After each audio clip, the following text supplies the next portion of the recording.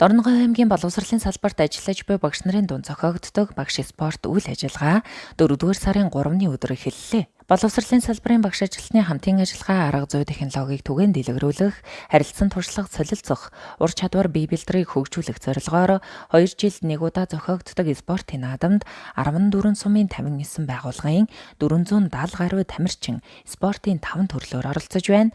2013 оноос хойш нийт 5 удаа зохиогдсон уг наадамд давхарцсан тоогоор 2300 гаруй багш ажилчид оролцжээ. Дорногов аймгийн сургууль цэцэрлэгүүдийн дунд уламжлуулгын зохиогддог багш спортын наадам маань одоо 2022 оны наадам маань инхүү эхэлж байна.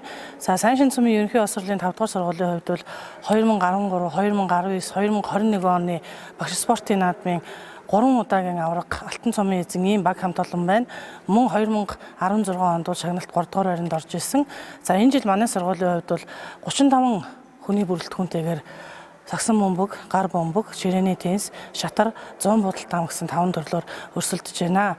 Ингээд баг хамт олондоо амжилтан хадгалах эрүүл дэвшүүлье. За бусад сургуулийн сургууль цэцэрлэгийн багуудад амжилтан ахиулахыг хүсье. 2022 оны багш спортын наадмын онцлог маань гэвэл та бүхэн мэдэж байгаа дэлхийн нийтийг хамарсан хүний гоц салдварт коронавирусын халдвараас болж бид бүхэн 2 жилийн хугацаанд бол одоо хорионд байсан.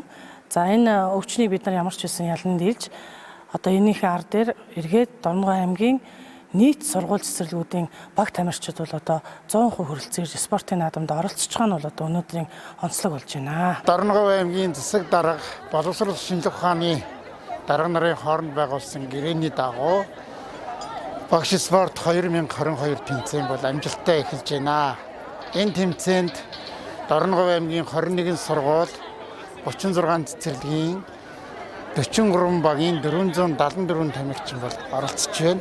Энэ арга хэмжээ бол одоо 2 жил тутамд бол явагддаг юм уламжилт болсон тэмцээн юм аа. Энэ тэмцээнд оролцож байгаа багш нартаа өндөр амжилт хүсье.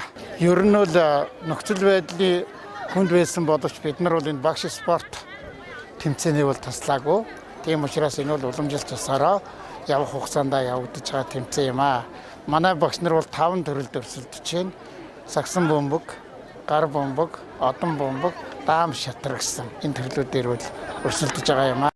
Монгол улсын урт хугацааны бодлогын баримт бичиг Алсын хараа 2050, засгийн газрын 2021-с 2024 оны үйл ажиллагааны хөтөлбөрт идэвхтэй амьдралын хэвшилтэд иргэнийг бэлтгэх чадварлаг багш хөтөлбөрийг улсын хэмжээнд хэрэгжүүлж байгаа юм. Эдгээр бодлогын баримт бичгийн хүрээнд аймгийн засаг даргын хөгжлийн төлөө хамтдаа 2 үйл ажиллагааны хөтөлбөрт багш спорт 2022 наадмыг зохион байгуулахаар тусгасан байна.